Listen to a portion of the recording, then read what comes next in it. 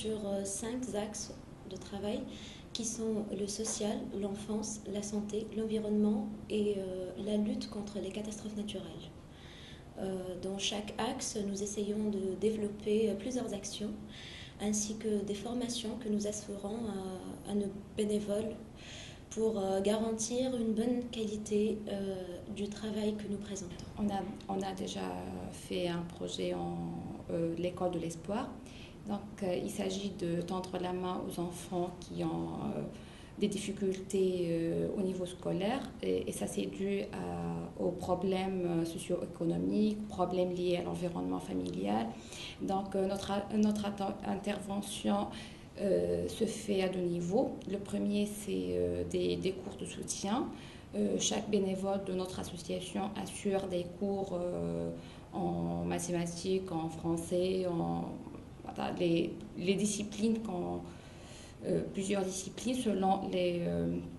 selon leur disponibilité et selon l'emploi du temps de l'élève. Le deuxième niveau, c'est les activités parascolaires et l'encadrement psychologique.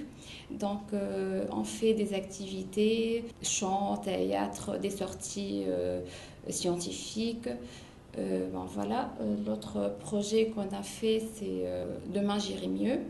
Ça, c'est pour les enfants atteints du cancer et hospitalisés. Donc, à 2 niveaux aussi, on essaie de faire des cours de soutien pour se rattraper un peu la période de l'hospitalisation et aussi un accompagnement psychologique et pour remonter le moral. La troisième grande action est le projet Fi Qloubna dans nos cœurs, qui consiste à apporter de l'aide aux enfants qui marchent plus de 5 km, qui traversent plus de 5 km à pied pour aller à l'école. Donc c'est surtout un projet qu'on a lancé dans les régions rurales de la Tunisie, dans plusieurs gouvernorats. On est notamment allé à la région d'El Harsha, dans le gouvernement de Kérouan. On est allé à Seliena, à Gasserine et plusieurs autres gouvernorats sont dans notre plan d'action.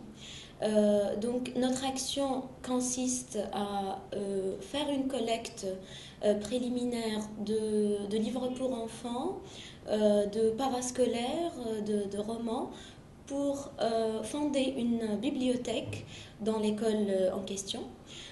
Puis une fois sur place, donc c'est toute une caravane humanitaire qui se rend sur place pour assurer des ateliers de secourisme, de théâtre, de cinéma. On leur fait des projections, on leur fait des séances de sensibilisation, ainsi qu'une cellule d'écoute destinée à leurs parents dans le but d'élaborer un recensement qui servira à écrire un rapport qu'on destine aux autorités concernées, dans le but de les aider.